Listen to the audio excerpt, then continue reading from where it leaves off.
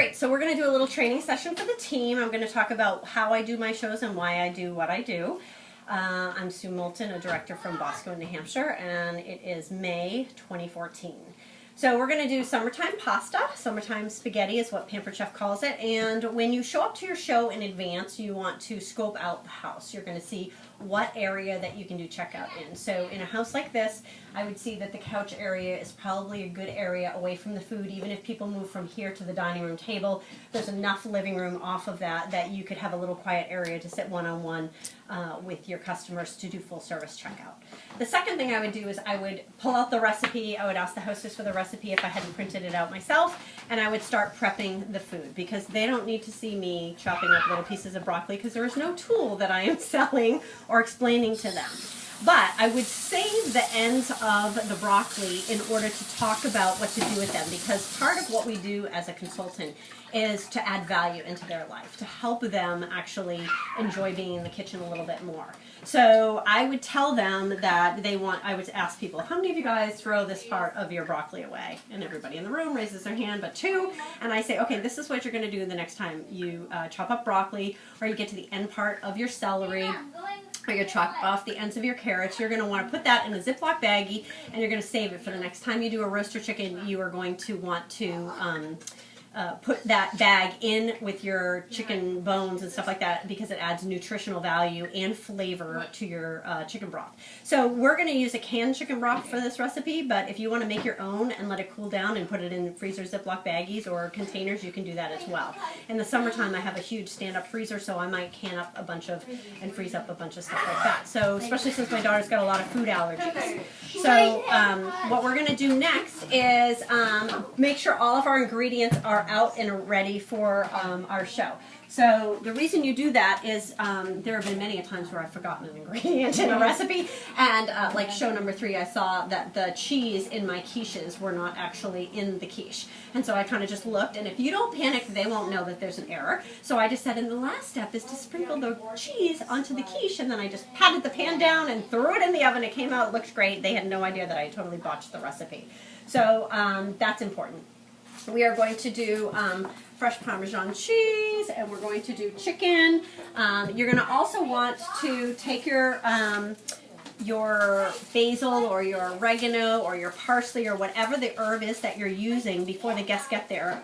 If you own the herb shears, we have those. They don't display well in the catalog, but I think they're one of my favorite tools. They're a pair of scissors, and on the back end of the scissors there's these little half spoons, and you open it up and you lay a piece of basil or parsley in it, and then you close the scissors and you pull, and it basically strips all the leaves just like that off. So it's fabulous. So I would leave a couple pieces of my parsley to do when the guests are there, but the majority of it I would have all washed and stripped before the guests get here. The reason we do a lot of this prep work is we don't want to bore our guests with, watching you chop 20 different things. What we want is them to get the grasp of the tools that we're using and why those tools are make it easier.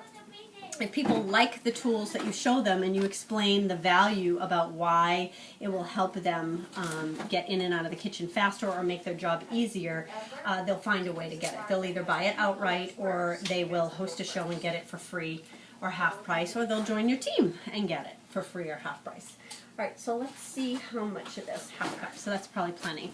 And then chicken. All right, so the first thing you're going to do with this recipe is we're going to actually cook the chicken in the microwave before the show begins. I would do it before the guests get there, just because I think chicken is gross and slimy, and I'm always worried about cooties, chicken cooties. So I would ask the hostess, do you have a couple of Hannaford's baggies? I do. That would be great. So I would take the chicken, I would wash it, and then I would put it in a couple of Hannaford's baggies in order to pound it flat. So I'm going to do just that. I'm going to use a baggie because, again, I can't stand chicken cooties.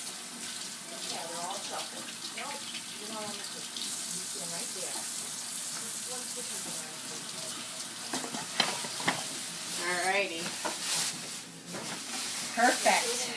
So the reason we're going to pound our chicken, and we're going to tell the guests this when they arrive, is that If you pound the fat end of your chicken breast down so that it is the same thickness as the thin end, then your chicken will cook consistently together and it'll be more tender. Plus, if you do that, you're pounding the fibers and it is making it more tender as well. So it'll cook evenly if it's the same thickness, whether you're using a grill pan or whether you're using your microwave. So you want it to be the same thickness all the way around. So basically what I'm going to do is I'm going to just find the chicken in the bag. I double bag it. If they have a Ziploc baggie, that's great. I use our meat tenderizer, and when the guests arrive, I explain I use this meat tenderizer here. It does unscrew, as you can see, so that the pokey end can be face down for marinating steaks. I also use the pokey end for peanut butter cookies. In sugar on the cookie, in sugar on the cookie makes a beautiful pattern. The reason I share that is because you want to make sure that they understand that they can use this tool for multiple uses. Another director, she's quite funny, Christine McMahon, she says, and if you have two of them and the pokey signs are out, you can use this when you're walking, and then if somebody mugs you, you can say, he's the one that has the pokey in the front of his forehead. I was like, that was very creative. So you're just pounding down on the chicken so that the fat end will equal the skinny end. Now, what you'll like about this meat tenderizer versus the old mallets that come down on an angle is the mallets that come down on an angle, often are wood, so bacteria are germ infested. Don't go in the dishwasher, so you're never quite sure they're safe. But they break into the bag and they break into the meat. This you have way more control over. If you really needed to pound graham crackers or something like that, you can do that easily. Now, this recipe does not require us to season it, but if it was a recipe that required seasoning, I honestly use scissors. Like if I'm using a Ziploc baggie, I'll cut the Ziploc baggie and I'll season one side of it, stick my hand underneath the Ziploc baggie, flip it into my grill pan, season the other side, and I've never touched the chicken, so that makes me super happy. So, for those of you here who have never seen this product, this is called our cranberry covered baker or deep covered baker. It is my favorite stoneware piece other than the bar pan, which I love too, and we'll talk about that a little bit more. Who here owns stoneware? Great, quite a few of you guys. So let me tell you that not all stoneware is created equal. Pampered Chef stoneware is made in the United States, and it is 99.9% lead-free, which is super important. It is also something that you can cook cookies on, you can cook bread rolls on, you can do chicken in, you can do roast in. I had a customer that had bought a stone from the Christmas tree shop, and on the bottom of the stone it said for pizza only. But she thought, it's a stone, and she's seen Pampered Chef stones. So she started cooking all kinds of other things on her stone, and it actually caught her oven on fire because it wasn't made the same way, and all the oils came through the stone. It was a disaster. So for those of you who have never cooked in stoneware, I want to tell you a little bit about it. This is our glazed piece, and you want to make sure that when you buy a glazed piece that the bottom and the inside are not glazed. Otherwise, you might as well buy a glass pan. So Pampered Chef and all stoneware is porous. That means the moisture can go through it. So creating things like chicken nuggets or french fries that are breaded and frozen, you want to make sure that you put them on a stoneware and you put them in the oven because they will crisp back up. So anybody here like Chinese food? Yeah, me too. So leftover Chinese food on a stone, crisp back up. So your egg rolls and your wontons and all that will be really nice and crispy. Also, for those people, where do you keep your trash? Right down the end? Great. For those people who have the problem of at Thanksgiving time you make those crescent rolls and the bottom are burnt but the top aren't brown, you want to make sure that you put those on a stone, because whatever's happening on the bottom of the stone, on the top of the cookie or on top of the roll is exactly what's going on the bottom, so they cook evenly from top to bottom.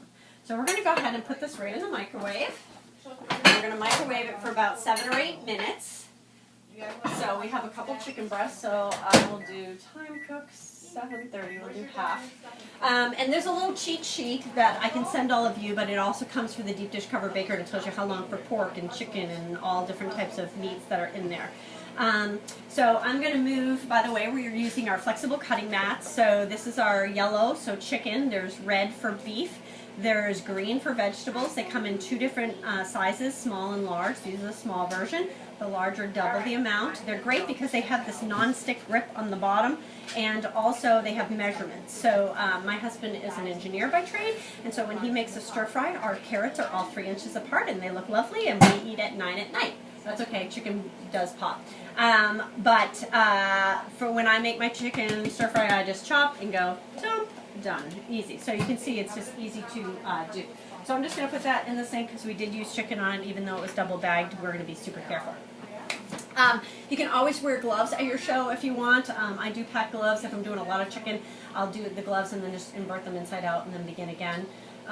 Would you have your guests pound the chicken? Yes, I might have it in a Ziploc baggie. It depends on how many guests I have coming, or I might just tell them about what I did before they got there. Oh, that's right, because you said you were going to do it before they get there, just to make the show a little bit faster. So we're going to take a little intermission now because I'm going to get my salad choppers and I'm going to explain what I do with the chicken when I'm done.